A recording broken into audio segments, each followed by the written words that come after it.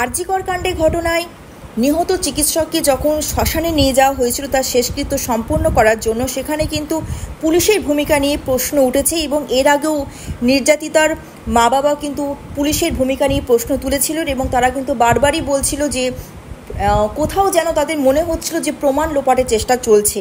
এবং সেখানকার শ্মশানের ম্যানেজারও আজ মুখ খুললেন সেই বিষয়ে। কি বলছেন শ্মশানের ম্যানেজার শুনুন। পুলিশ সেদিন খুব তাড়াহুড়ো করছিল। পুলিশ জোর করে তাড়াতাড়ি শেষকৃত্য সম্পন্ন করেছিল আরজিকর কাণ্ডে খুন হওয়া চিকিৎসকের, এমনই অভিযোগ সামনে আসছে। এর আগে এই নিয়ে অভিযোগ করেছিলেন নির্যাতিতার বাবাও।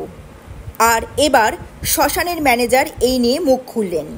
তিনিও নির্যাতিতার বাবার কথায় মান্যতা দিলেন এবং এর জেরে নির্যাতিতার মৃতদেহের শেষকৃত্য পুলিশের ভূমিকা নিয়ে প্রশ্ন উঠছে।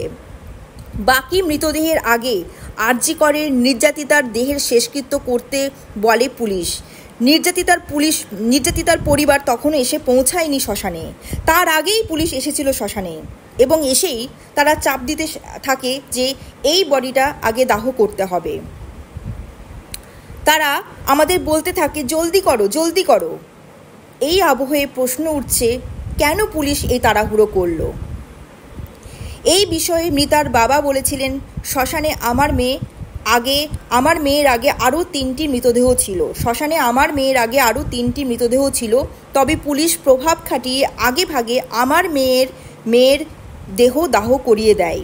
এদিকে পুলিশের বিরুদ্ধে ক্ষুব্ধ নির্যাতিতার মাও। তিনি বলেন, পুলিশ আমাদের সাথে মোটেও সহযোগিতা করছিল না এবং করেনি। তারা যত তাড়াতাড়ি সম্ভব মামলাটি ধামা চাপা দেওয়ার চেষ্টা করেছিল।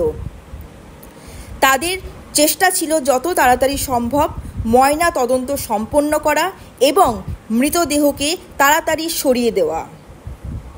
আমাদের চ্যানেলটি অবশ্যই সাবস্ক্রাইব করে রাখবেন সমস্ত ব্রেকিং নিউজ পাওয়ার জন্য এবং পাশে বেল নোটিফিকেশন অবশ্যই কিন্তু বাজিয়ে রাখবেন। ধন্যবাদ।